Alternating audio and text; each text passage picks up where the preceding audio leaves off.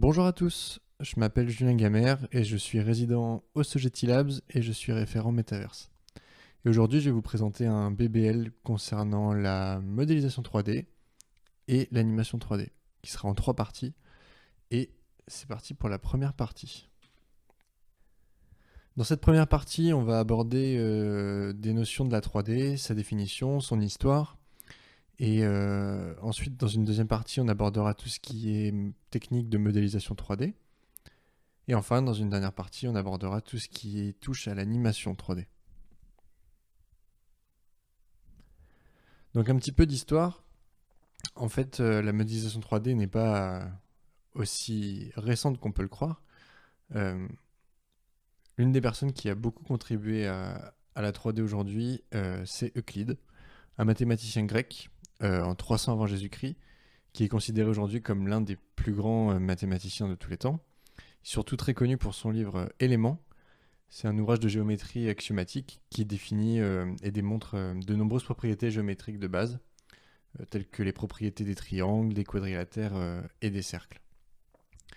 Ensuite, c'est René Descartes, philosophe français et mathématicien, qui va apporter sa pierre à l'édifice. Il a fait beaucoup de découvertes importantes dans les mathématiques, comme l'invention de la géométrie analytique. Alors c'est une façon de représenter et de calculer des figures géométriques en utilisant des nombres et des lettres. Avant Descartes, on utilisait principalement des règles et des compas pour dessiner des figures géométriques et pour trouver leurs propriétés, mais grâce à René Descartes, on a maintenant un moyen plus précis et plus rapide de travailler avec ces figures. Ça nous a beaucoup aidé à comprendre comment fonctionnent les choses dans l'univers et à résoudre des problèmes complexes. Dans les années 1850, James Joseph Sylvester c'est un mathématicien britannique qui a travaillé lui sur de nombreux sujets différents dans les mathématiques, mais il est surtout connu pour avoir travaillé sur les matrices. Donc c'est des tableaux de nombres qui sont utilisés en mathématiques et en physique pour représenter et calculer avec des collections de données. Les matrices peuvent être utilisées pour effectuer des opérations mathématiques de base, telles que l'addition, la multiplication, et elles peuvent être utilisées pour résoudre des systèmes d'équations. Elles sont également utilisées dans de nombreuses applications pratiques, comme la résolution de problèmes de géométrie et de physique. Sylvester a contribué à la compréhension de la façon dont on peut utiliser les matrices pour résoudre des problèmes mathématiques et a développé de nouvelles méthodes pour travailler avec elles. Donc ces travaux ont été très importants pour le développement de cette discipline et ont aidé à rendre les mathématiques beaucoup plus accessibles et plus faciles à comprendre pour les gens. Mais là où vraiment la 3D va se démocratiser, c'est en 1963. Ivan Shutterland, qui est un mathématicien russe, lui conçoit un projet appelé Robot Draftsman, donc dessinateur robotique, voilà, qui visait à créer un programme informatique capable de dessiner des figures géométriques de manière automatisée. Donc c'est l'un des premiers programmes de ce genre jamais créés. Le robot Draftsman était capable de dessiner des figures géométriques en utilisant des instructions simples. Il a été utilisé pour produire des illustrations, pour des publications mathématiques. Il a été considéré il est considéré comme un des jalons importants dans l'histoire de l'informatique et a ouvert la voie à de nombreuses autres innovations dans ce domaine. Ensuite, en 1970, Martin Newell, donc un informaticien et mathématicien britannique, il est connu pour avoir créé l'un des premiers modèles de 3D en informatique. Je ne sais pas si vous connaissez, mais il s'agit de la théière, la teapot. Elle a été publiée dans un article qui présente du coup ce modèle 3D d'une théière simple mais détaillée. Le modèle est devenu l'un des modèles 3D les plus connus de l'histoire en informatique. Il a également été utilisé comme référence pour la création de modèles 3D plus complexes et il est encore utilisé aujourd'hui dans les domaines de l'informatique graphique et de la visualisation de données. Ensuite, j'aimerais vous parler de Ed Catmull. Donc, c'est un informaticien et mathématicien américain qui est connu pour avoir contribué au développement de l'animation en 3D et de la technique de rendu graphique en 3D, connu aussi sous le nom de Rendering Surface Plane. Il faut savoir qu'en 1974, Catmull a cofondé la société d'animation 3D Pixar, où il a travaillé sur de nombreux films d'animation. Il a également développé de nouvelles techniques de rendu graphique en 3D, donc comme le rendering surface de spline, et il a été utilisé pour améliorer la qualité et la précision des images générées par ordinateur. Donc ici, en fait, vous pouvez voir sa main. C'est considéré aujourd'hui comme le premier court-métrage en 3D. Donc c'est une main qui a été modélisée en 3D. et animé. Dans la suite, en 1980, on peut parler aussi de Unigraphics Unisolid. Donc c'est un logiciel de modélisation 3D utilisé pour la conception de produits et la création de maquettes numériques. Il a été développé par la société donc Unigraphics Solutions, une entreprise spécialisée dans les logiciels de CAO. Donc la CAO, c'est de la conception assistée par ordinateur. Unisolid permettait aux utilisateurs de créer des modèles 3D de haute précision en utilisant des techniques de modélisation qui sont basées sur des équations mathématiques. Unisolid a été utilisé dans de nombreux secteurs, notamment l'aérospatial, l'automobile, la mécanique et l'ingénierie, pour la conception de produits et la création de maquettes numériques du coup. Il a été l'un des logiciels de modélisation 3D les plus populaires de son époque et a joué un rôle très important dans le développement de cette technologie, donc du coup de la CAO. Et en 83, le format IGES, donc pour Initial Graphics Exchange Specification, c'est un format de fichier utilisé pour l'échange de données de modélisation 3D entre différents logiciels de CAO. Il a été développé dans les années 70 et il est devenu un standard de l'industrie pour l'échange de données.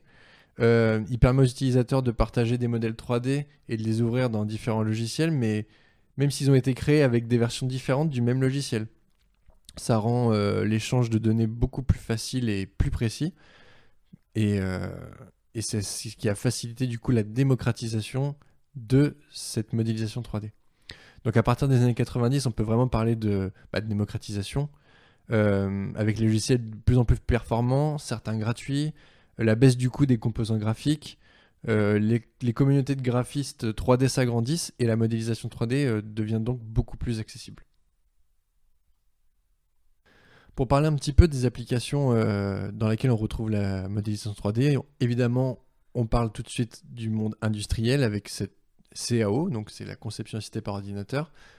Les modèles 3D sont représentés la plupart du temps par des modèles géométriques et on obtient donc des modèles 3D qui sont les plus précis possibles. On retrouve également la modélisation dans tout ce qui est film d'animation en 3D, comme je vous ai parlé de Pixar tout à l'heure, mais on peut parler également de DreamWorks et tout autre studio de création. Dans le domaine du cinéma, donc les CGI, c'est tout ce qui va être surimpression de modèles 3D sur un univers filmé. On peut également parler de 3D dans l'animation 2D. Certains logiciels permettent de faire de l'animation 2D avec des surfaces planes 2D qu'on va mettre en surimpression et du coup on peut parler de 3D puisque avec des effets de caméra on peut avoir un effet parallaxe qui est très sympa. On retrouve également dans la réalité augmentée, puisqu'on parle de modèles 3D qui sont en surimpression par rapport au réel, à travers la caméra ou des lunettes de réalité augmentée. Évidemment le domaine du jeu vidéo. On va également retrouver la 3D dans les catalogues de mobilier, par exemple Ikea, qui propose plusieurs illustrations de leurs produits dans des configurations comme celle-ci.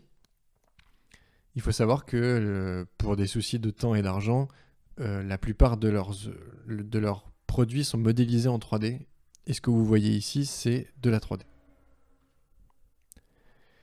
Et évidemment, plus récemment, l'impression 3D qui permet justement de donner vie à tous nos modèles 3D. Et ce domaine connaît une démocratisation aussi. Pour parler un petit peu des différents logiciels, il faut faire la différence vraiment entre deux types de 3D. Donc on a la 3D, comme je vous disais, CAO. Donc c'est tout ce qui va être destiné au monde industriel. Là, on recherche vraiment de la précision, des modèles 3D qui sont géométriques, définis par des variables et des fonctions géométriques. Et les plus connus d'entre eux qu'on peut citer sont SolidWorks, CATIA et Creo. Dans un autre style, on retrouve également des logiciels de 3D pour le domaine artistique, mais ils peuvent être utilisés dans les domaines que je vous ai présentés précédemment. Parmi les plus connus, on retrouve Blender, Maya et 3ds Max.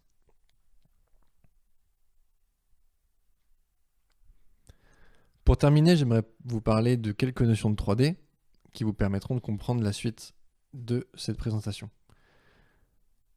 Quand on parle de 3D, il faut distinguer trois sortes d'éléments.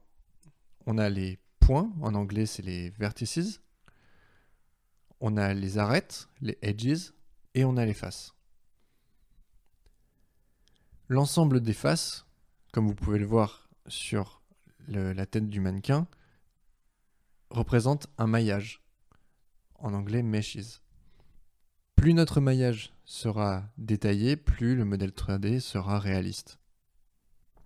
Sur le modèle de gauche, le maillage est peu détaillé, on peut parler de low poly. Et sur le modèle de droite, on peut parler de photoréalisme. Ces modèles 3D sont stockés dans des fichiers. Et si on s'amuse à ouvrir certains de ces fichiers, on peut comprendre aisément comment cela fonctionne. On a une liste de points qui sont représentés par des coordonnées en 3D, x, y, z. Et on a du coup les faces qui sont créées par ces points-là.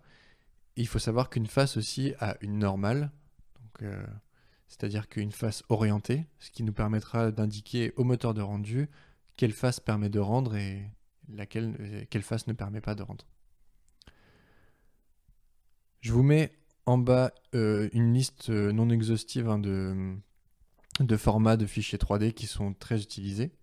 Et pour continuer, j'aimerais vous montrer quelques primitives de modèles 3D que l'on retrouve beaucoup dans certains logiciels qui nous permettent de servir de point de départ lors de nos créations 3D. Donc on va retrouver évidemment le plan, celui qui est en bleu. On va retrouver le cube, le cylindre, le tube, la sphère, le torus, le tor quoi, et tout ce qui va être cône. Ce sont les modèles 3D sur lesquels on va partir de base avant de commencer à modéliser des choses beaucoup plus complexes.